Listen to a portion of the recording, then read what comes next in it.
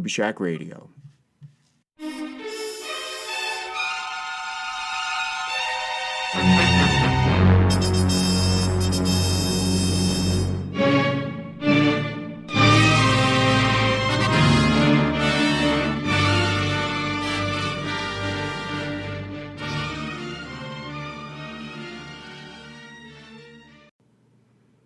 It's time for another installment of Sea Hunt, It's Still Alive here on Scuba Shack Radio, and this time we're headed back to Season 1, Episode 28, titled The Lost Ones. Now this episode premiered on July 19th, 1958. In the teaser up front, I told you this was a bit of a family affair for Lloyd. You see, his wife Dorthy Dean and son Jeff Bridges were in this episode. It must have been fun for Lloyd to be working with his wife and son. The Lost Ones opens up with Mike testing out a very large underwater scooter just off of Santa Barbara. He tells us it's like flying. He can move between 4 and 8 knots.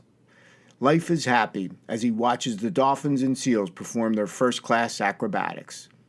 Then he encounters a large manta ray before surfacing. When he breaks the surface, he almost runs into a boy out swimming. He scares this small swimmer who races for shore.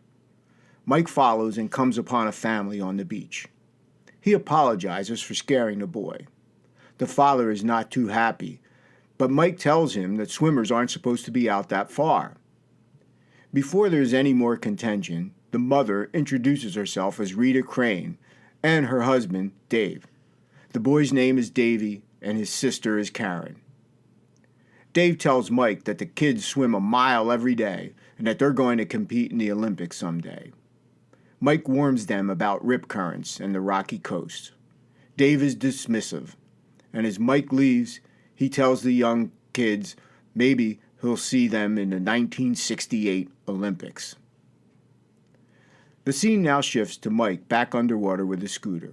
He surfaces and makes his way to the beach where he meets up with the lifeguard, Willie, who gives him a hand lugging the heavy scooter through the surf.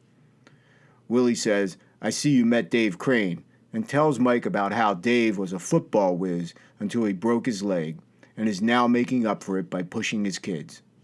We then see the kids doing calisthenics on the beach. When they are done, they ask if they can go explore some pirate caves. Rita is leery, but Dave is confident that they'll be okay. Mike tells us he is either stubborn or foolish, or maybe both, and the kids take off on a paddleboard. After a while, Rita is very anxious. She can't see the kids. They have found a cave, and they're exploring. Davie thinks he's found something from a pirate ship, but Karen is starting to get worried. You see, the tide is rising, and the water is coming into the cave. And now, their paddleboard has floated out to sea. Back on the beach, Dave is now starting to get worried. He will need to go out and find the kids. He tells Rita not to worry. He'll have them back in about 20 minutes. Dave takes off on a second paddleboard. Back in the cave, the kids are arguing a bit, and Davie thinks they're going to have to swim out. We now see Rita running up to the lifeguard station, and she tells Willie about the predicament. Willie tells Mike they need to get out to the point, so they load the scooter into his Jeep, and before they head out, Willie tells Mike privately, 3 college kids drowned out there recently. It's 2:45 and the tide is coming in when they reach the point. By 2:56, Mike is in the water with his scooter racing against the incoming tide. He knows the area, and a few minutes after 3, he finds Dave on a paddleboard searching. Dave is stubborn. He doesn't want Mike's help. He'll save his own kids. So he jumps off the board and free dives down towards the cave. Mike is in pursuit, and they start to fight. I'm not sure where Dave got the fins, though. He didn't have them on when he jumped off the board. Dave doesn't have enough air. He enters a small cave and gets attacked by a moray eel. Blood spews forth, and Mike cuts loose the eel. But now he's got to take Dave back to shore, losing precious time. It's now 3:10, and time is running out. The kids are in the cave, climbing higher and higher. But with the high tide, when the high tide comes in, it's going to be completely flooded. an underwater depth trap, as Mike calls it. As Mike heads back out, he needs to find the right cave. There are 4, and he begins to search. It's now 3:15, and he's going as fast as he can. Back in the cave, the kids are scared. Davie tells Karen not to cry and that singing might make them feel better.